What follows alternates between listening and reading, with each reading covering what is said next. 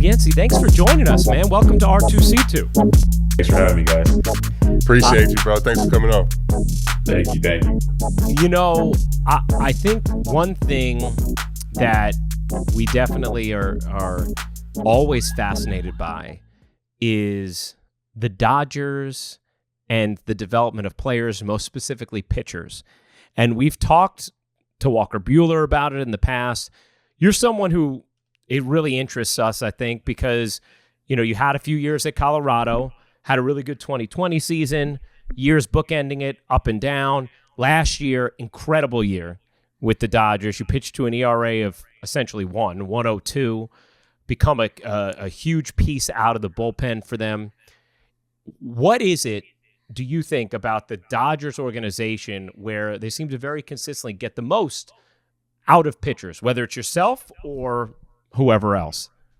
I think what helped me coming over last year was they kept it simple. They pretty much just told me to pitch to my strength.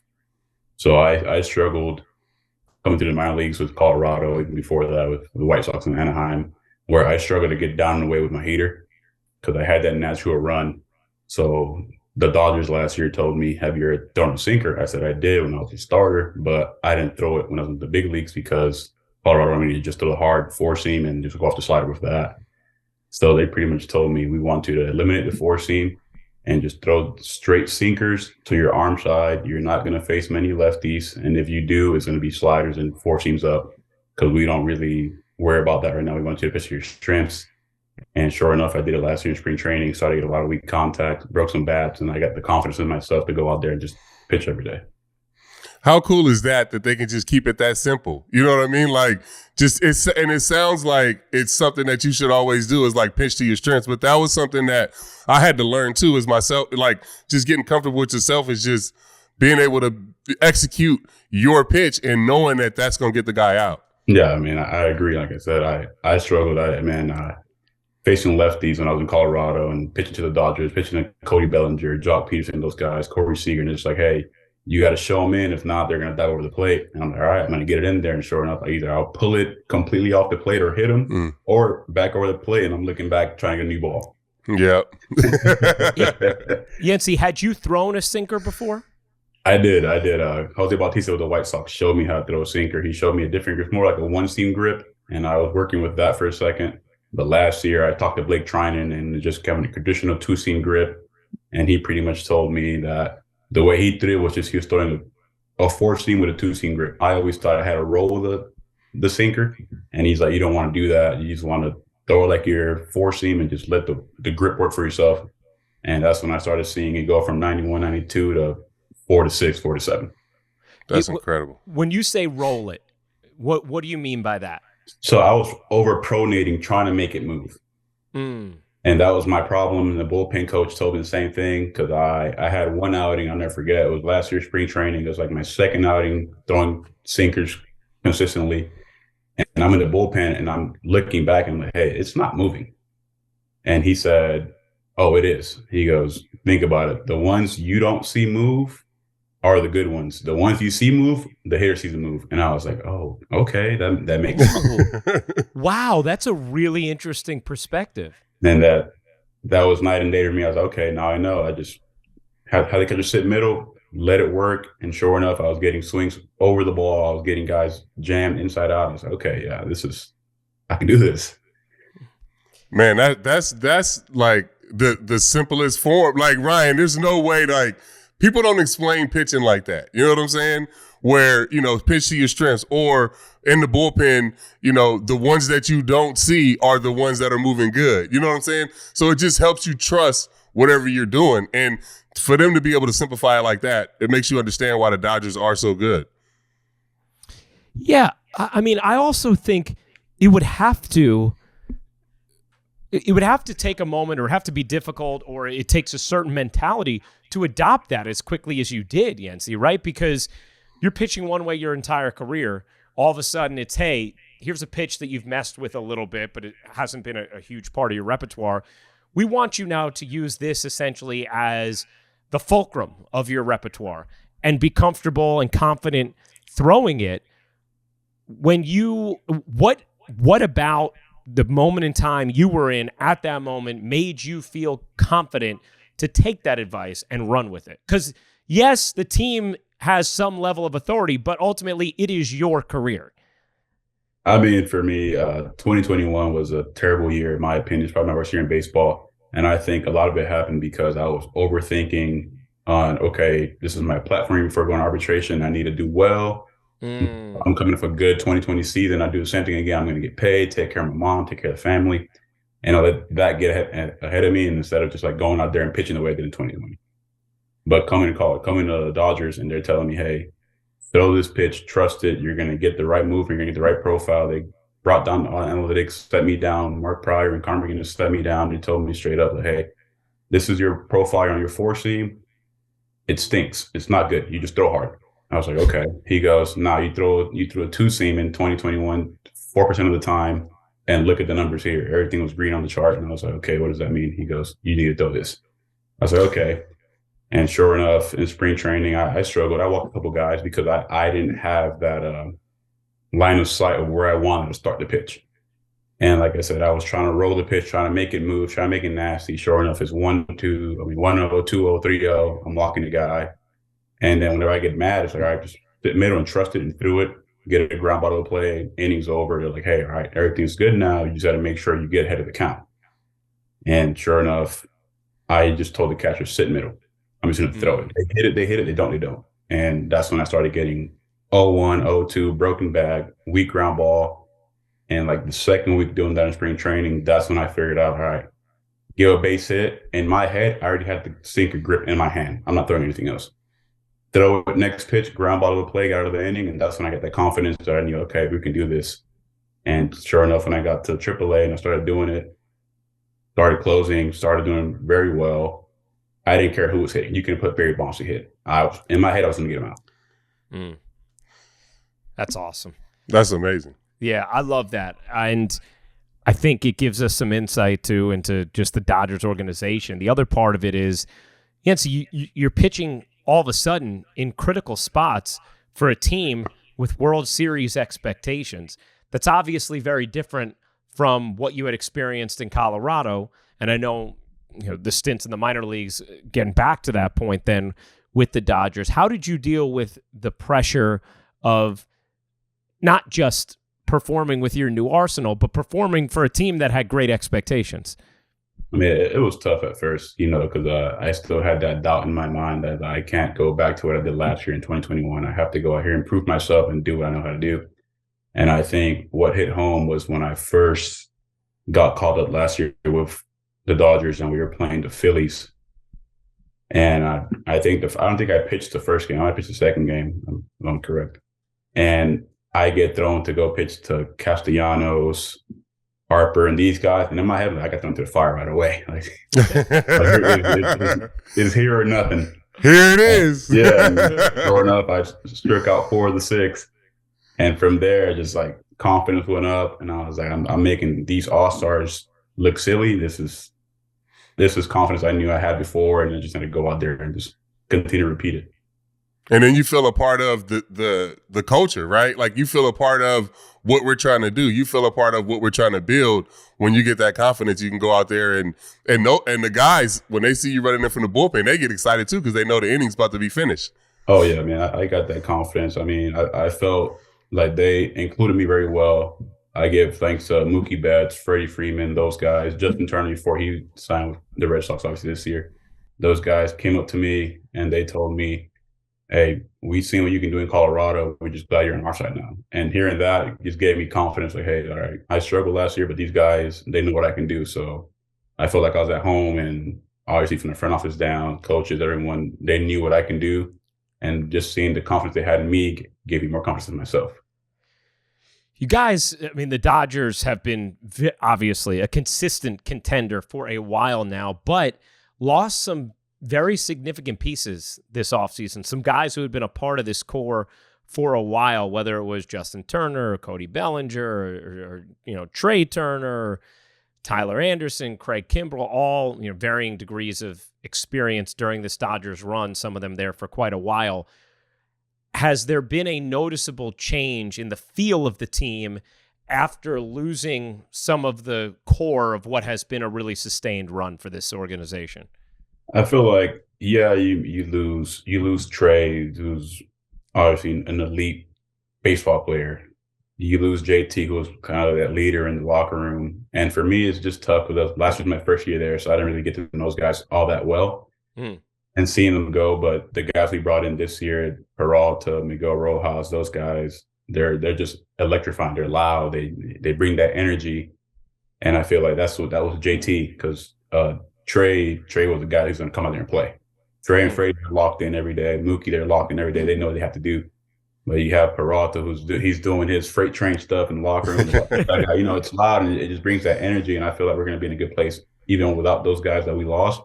And just that winning culture that is instilled in the Dodgers organization, the guys still feel like we can still do it. Yeah, you need that one or two guys that like keep it loose, right? Everybody knows when you play for those good organizations, whether it's the Dodgers or the Yankees or whoever, that you're there to win every day. But when you have guys that come in and can make it fun throughout the summer, it just alleviates a little bit of pressure to let the guys go out and do what we're ultimately there to do. It's like win a fucking baseball game every single day. Exactly. You're part of I think a special club where we featured other members of that club on R2C2 before, Yency, and that is the 305 Club, the Miami Club. You're 28 years old. Who from the Miami area, if anybody, who's in the majors now, did you play against or play with growing up or hear about growing up? I mean, we heard about, for me, it was Manny Machado. We heard about him a lot. And before Manny Machado, my older brother played played against Yonder Alonso. He played against Yasmani Grandal. I went to UM games to go see Mr. 305 himself, John Jay. Those are guys that I looked up to. They're in UM. They were bashing. They were doing their stuff, and I want to be like them. Those are guys I want to be like. I was a center fielder. I thought I could hit. Obviously, I couldn't, but I wanted to be like them. Those are the guys that I looked up to. Man, that's dope that you guys have that culture down there, and so many guys, like just the lineage. I mean, whether it starts like with A-Rod and then comes, goes all the way down. But it's cool to have. Do you work out with any of those guys in the off season? No, never. No. Never. You don't see that. I wish I could have. I never got the chance to. Yeah, that would have been cool. When you're, I always think this is interesting because I can even remember, as a kid playing baseball, growing up in high school, you hear about, dudes from nearby towns, right? And their legend grows, and then you see them go on to do great things, whoever it ends up being. What kind of tales were told about young Manny Machado and his excellence? Because it just feels like he must have been a beast as a teenager. I mean, I obviously never got to play against him, but all the stuff you heard about him and his school district was walk him. Don't pitch him. Just walk him. He's gonna go yard at some point during the game. Just walk him. If you get him out, celebrate. And he was the guy. He was the guy that everyone was afraid to pitch to. He was the guy that he knew was the bottom of the ninth or in high school 7th inning, 1-2 outs, whatever it is, and he's up to plate. You lost the game. That's what it is. He was that guy. Well, hey, and you struck him out last year when you came off the IL. Yeah. Was that your first K of Manny? I might have struck him out during the season before I got hurt, and it was funny because when I came back off the IL, I had him sign the jersey for me. And sure enough, when I struck him out, I'm in the dugout. He looks over and he goes, "Really? Sliders?" I was like, "You got paid $300 million. I'm trying to get paid too." We all gotta eat. That's right. We all gotta eat. That signed autograph jersey doesn't mean you don't get the sliders. Exactly. That's tremendous. How about keeping tabs on some of those guys? One of our favorites, Nestor Cortés. I believe he grew up about 20 minutes from where you did, in Hialeah. Yency, do you keep tabs on Nestor as well and other guys from the area and see how they're doing at the major league level, root for them? Of course, always. Every time I see a Miami guy or any one of the guys I've met in the minor leagues or in the big leagues now, I want them to have the most success ever, whether it's against me or on the same team, because I'm not selfish, I'm not trying to be better than anybody else. I feel like at the end of the day, we all came from the same background. We're just trying to make it. And seeing Nestor bounce around and find a home with New York and the stuff he did last year with pitch mixing with timing and everything he did, I think Nestor, he's going to be a great pitcher for a long time. Yeah. It does feel there's a lot of sustainability there now. He's put up back-to-back seasons of that kind of success. It's funny, too, because, see, I don't know if you felt this way, but last year I felt like there were still a lot of people talking about Nestor as if he was this nice story, not realizing, like, yes, of course, it's a very nice story, but he's just a really good pitcher now. Yeah, I mean, and for most of the summer, he was, the best pitcher on that staff. Yeah. So, and held it together. So, making an all-star team and really having a great season. So, yeah, I mean, I think, it's not, it was a great story. Now they need him to be Nestor Cortés so they can, try to win the division. But it's cool to see him go from, bouncing around, Rule 5 draft, all of that, being a cool story, to now being one of the guys in the rotation. Is super dope. Yency, we have enjoyed asking different guys about their thoughts about the new rules, how they're adapting to them. As a pitcher, how has it felt for you thus far, adjusting to the pitch clock, adjusting to no shifts? And you had the pitch clock in minor leagues last year little bit, right? We did last year, and I feel like for me, it hasn't really affected me as much because I did it last year, like you said, CC. And I like to work fast. I feel like for me, working fast keeps pressure on the hitter.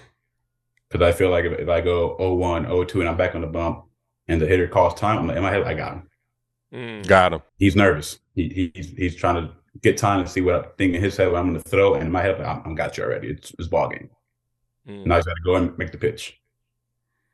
So it's no problem, the 15-second. Well, I heard a lot of guys, not a lot of guys, but just guys have been saying, like, if you have to cover first base or back up bases, if you have to back up third or home, they would have liked a little more time for the clock to reset, like if you get back behind the mound. But don't seem like you have a problem at all with it.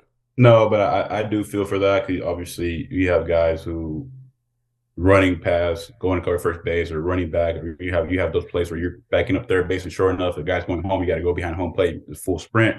Mm-hmm. I feel like they should at least make it some way, somehow to where until you don't get back on the mound, clock resets. Like it can't just reset right away. Because I saw yesterday we were watching I want to say police act with Cleveland, and sure enough, he threw a pass ball, covered home plate. By the time he went back on the mound, he had maybe a good 8-9 seconds. He just got on the mound and just like took the sign. Threw a pitch. And then I feel like that just messes his timing up, and now he's just like out of breath trying to make a pitch, and it can like shift the game, especially with runners on.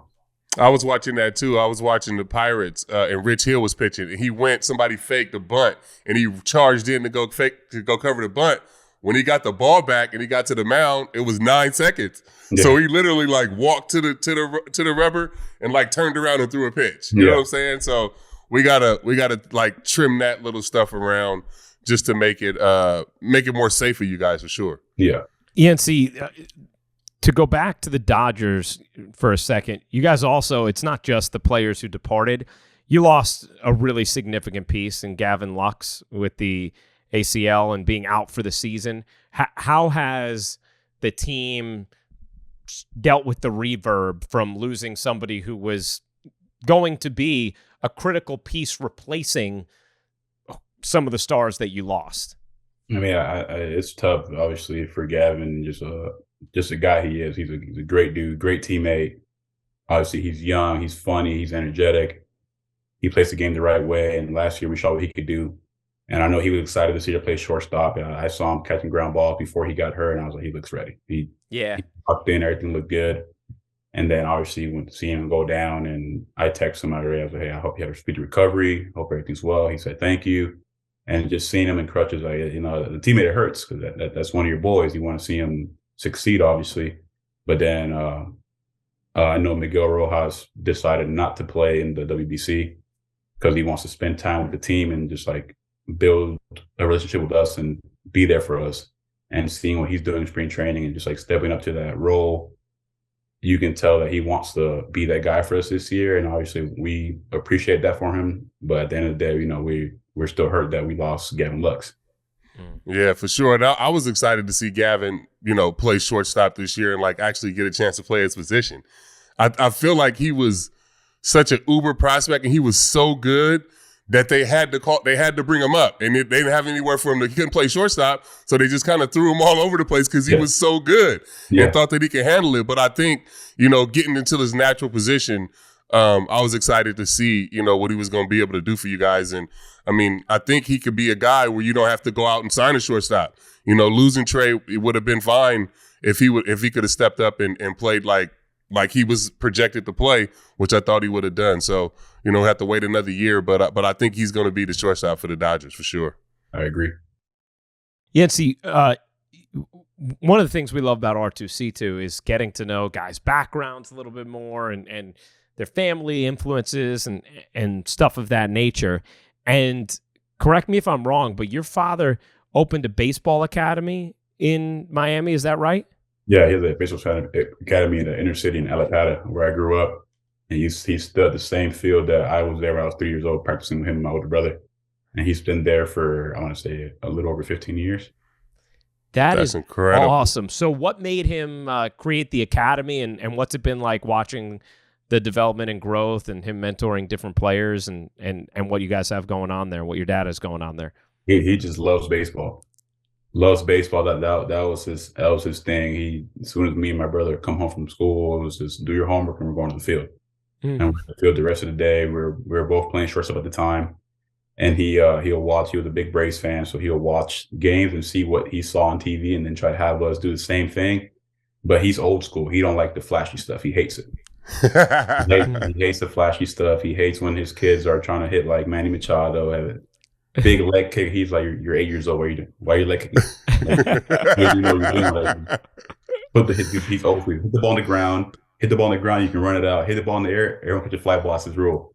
Like 7 guys are swinging under the ball, and then he pops to the pitcher. He's upset. He's really old school, but he loves the kids. That's his thing. What's the name of the organization, and how can we help? How can people donate it to help out with the organization? It's called Phantoms Baseball Academy, and we came with the name when I was 10 years old. Nice. We were called the switch hitters. He was big on switch hitting, so we had a whole team that switch hit. Wow. Oh, wow. Yeah. We had our 10U when I was playing. We were all switch hitters from 1 to 9. We all switch hit, and everyone was trying to figure out if that was a coincidence or what. But they'll throw lefties. We all hit righty, and we were all natural righties except for one guy who was a lefty. And sure, they throw a righty. We all hit lefty, and they're asking my dad, "Why are you doing this?" He goes, "Because I want them to hit both lefty and righty, and show they can do both." And that was his way of saying that you can do both and do it both successfully. You can be a really good big league player. That's what he said. That's incredible. So he showed us all how to switch hit. Wow, that's amazing. So the kids who are coming in there who are on your under 10 team, most of them weren't coming in as switch hitters, but your dad was just like, "Hey, if you're playing on this team, you're going to hit lefty against right-handed pitching, or vice versa." He forced them, and a lot of parents were upset. He's like, "Hey, my kid's getting out. He doesn't get out like this." He goes, "Well, he's going to learn." And the kids saw me doing it, saw the kids doing it, and we had success doing it. They're like, "We want to keep doing it." They'll tell the parents we're going to keep doing it. And sure enough, gave it a year. When we were playing 11U, we were smacking teams hitting lefty and righty. Wow. That's crazy. That's really crazy. Cool. I mean, those kids must have been so grateful for that experience in the aftermath, even if it was frustrating at the time as they're going 0 for their first 12 with 12 strikeouts or whatever it might be. But I'd imagine that in the aftermath of that, they must have been really grateful to your dad. Oh, yeah. A lot of them. A lot of kids now, well, not kids, are obviously adults are my age. And we played in high school. A lot of us played in high school. And they, to this day, they'll tell me we owe a lot to my dad for teaching them the game, and not only teaching them the game, but teaching them to be young men out of the inner city and getting them out to have a better career, better life outside of baseball. That's awesome. That's so cool. That's awesome. Say the name of your dad's academy one more time. The Phantoms Baseball Academy. The Phantoms. Nice. That's really cool. So then, Yency, I'm guessing you don't really want to celebrate strikeouts too vociferously then, because if Dad's watching, he's not going to be a fan of the histrionics then. He tells me if I celebrate, fist pump, whatever, I can't be mad when they hit a 500-foot bomb off me. We can't be upset at that. So you're right. That's right. That is 100% goes both right. ways. Exactly.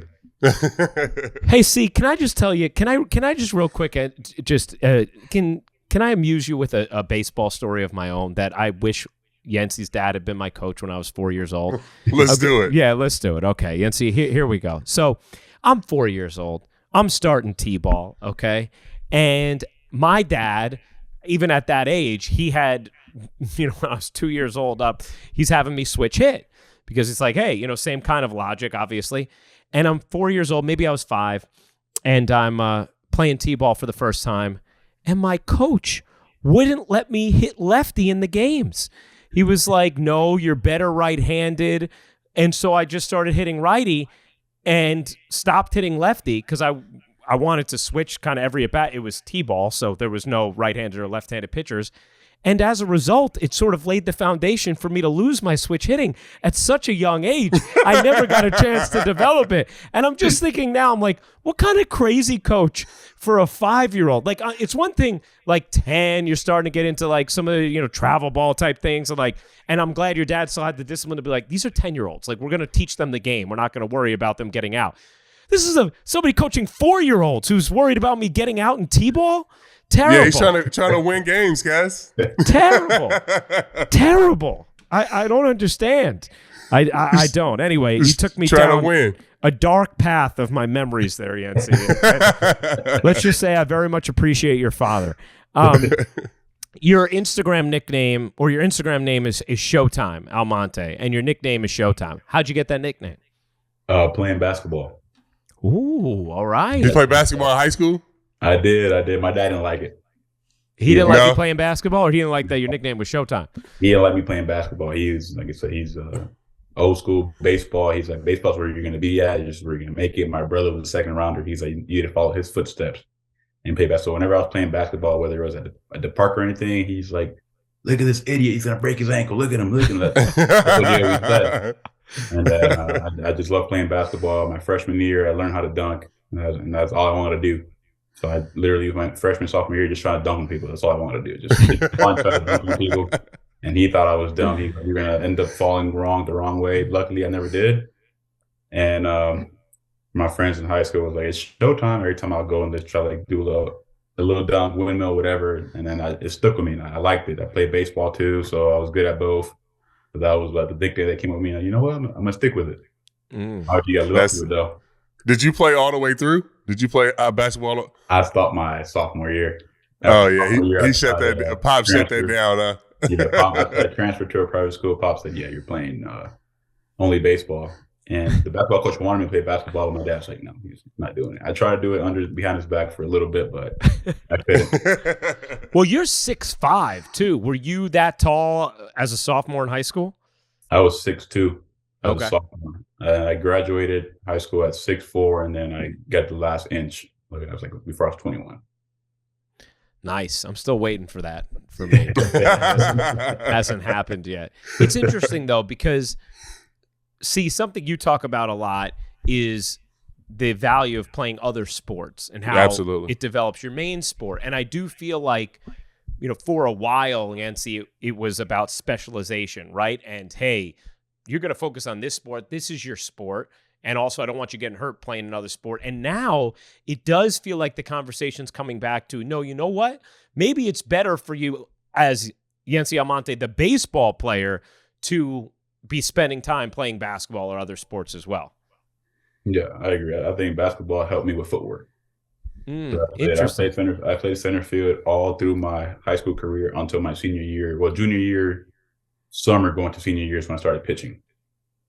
But playing basketball just had that footwork and just allowed me to like Chad Johnson say, have strong ankles. But I think basketball helped me. No, I think because baseball is less athletic of a sport, you know what I'm saying? It's more fundamentals, it's more technical, and the other sports are more athleticism, whether it's basketball, football, soccer, whatever, that if you play those other sports, when you show up at a baseball field, you're going to be the best athlete. You know what I'm saying? Like, you just are. Especially if the other kids only play baseball. So it really just helps you understand your body and be able to move a lot better as a kid if you play other sports. Do you still watch hoops, Yency? All the time. Yeah, who's your team? Heat? Not a big Heat fan. I don't really say I have a team. My team was Oklahoma City, but before when they had Durant, Harden, Westbrook, Cephalosha, those were the guys I wanted to see. I thought it was a really good team. Then they broke off, and I was like, I don't really have a team anymore. But I'm a big LeBron fan, so wherever he goes, I would obviously cheer for them to win. But I can't say I have a team. Well, first of all, I think that Thabo Cephalosha has never been given as much credit as you just did, including him with Harden, Russell Westbrook, and Kevin Durant. So I'm sure you're his biggest supporter by far. He was so nicely done. Harden's off the bench, so yeah, that's true. That's true on that finals team. And this kind of works out perfectly for you then, because LeBron's in LA and so are you. So you get to root for the Lakers for the time being. Yes. Nice, man. I think that, one of the interesting parts about this conversation, is going to be seeing how it evolves in the years to come too. Because just as far as playing other sports and how it helps you and how development comes, because it does feel like even with youth sports, which we've talked about at times on this show, playing all year round, like maybe that's not the best way to cultivate growth within a certain sport either, because you're either going to get drained or you're going to get injured or whatever it might be. And as more conversations like this happen, does it start to trickle down to the other levels, the coaching, make you more aware of like, hey, actually there's some value here. And maybe kids don't need to play 130 games throughout the year. Maybe it's better if they're playing 60 games, 70 games, 80 games, whatever it might be. Yeah, for sure. And I think the more, more guys like Yency that come up and that explain that they played other sports, you know what I'm saying? The more that we get more two ways, I feel like we're going to get more hitters and pitchers now that Shohei's doing his thing. I feel like, the game's just going to get more athletic without the shift. You know what I mean? Guys are going to have range and shit again. Like the game's going to go back to what it was when I was a kid and watching it. So I think you're going to have to be an athlete again. So I think it's going to go back to those 2-3 sport athletes being in the big leagues. Because when I first came up, everybody that was in the big leagues, baseball was their second or third sport. Yeah. You know what I'm saying? Like, it was like, oh, I just played baseball, but I was really a better football player. Yeah. I was really a hooper, but I just played baseball in the summer. You know what I'm saying? Like, so baseball is always just that for the really good athletes, an afterthought sport that you always be the best one when you show up to play baseball because you're good in these other sports.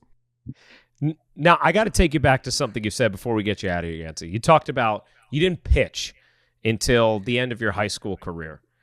So youth ball, growing up, you didn't pitch either? I mean, I pitched when I was 8 years old. They had me just pitch randomly. We were out of pitchers, and we had a coach named Ivan. He was from Colombia, and he told my dad, hey, I want him to pitch. My dad said, he's a shortstop. He never pitched before. He goes, he has a good arm. Just put him on the mound. And sure enough, I went in, just threw heaters. just by kids, and that was it. And then I came to pitch my senior year of high school. We were in Jupiter, Florida. We were playing the Junior Olympics, and I'm in center field. Ball hit up the middle, get it, fired at home plate. Under Armour was there, and they asked my coach, "Does he pitch?" He goes, "I don't think so. Can we see him on the mound?" And I hopped on the mound the following inning. First pitch was 94. No mechanics, just got in and swung it. It was 94, and then he told me after the game, hey, you got invited to the Under Armour All-American game as a pitcher. And I was like, I'm a center fielder, though. He goes, not anymore, kid. Yeah. That was it. He up the bat. That's an amazing story. That really is. That's incredible. By the way, you must have had an absolute cannon in center field. I could throw it. Yeah. Well, I mean, what you mean? Of course he had a fucking cannon. That's what I'm saying, but you think about it, like the center fielder who now is, a guy with electric stuff out of a major league bullpen, but wasn't also pitching, But like, don't run on that guy. Going back to youth sports though, another a guy that didn't pitch in all these fucking perfect game tournaments and all these summers and all of that. Yeah. Pitching 130 like you talk about all the year round, like saving the bullets, man. You only get so many throws in your arm. So don't waste them all in youth ball. You know what I'm saying? No. Very, very true. Another cautionary tale when it comes to that, or encouraging tale. Last thing for you, Yency, when you look at this season coming up, do you have any specific personal goals for you going into this year, coming out of the Dodgers pen? My biggest thing this year is just try to stay within myself and just build on last year, not try to go out and be better than I did last year, but just go out there, take the ball when I get the chance to take the ball, and just do my job. I feel like sometimes I get carried away with building off, all right, last year I was dominant, I'm going to go be even nastier this year, and that's when I'm going to get in trouble. So I just want to go out there, have that same confidence, and just go out there and just pitch. Awesome. Well, Yency, you've been terrific to talk with. It's so fun for us to get to know guys like you even more on this pod. We'll become fans, be rooting for that sinker out of the bullpen, and have fun, have a terrific season. We look forward to catching up with you again sometime. Thank you, guys. I appreciate it. Man, appreciate you coming on, bro. Good luck. Thank you. Thank you, Steve.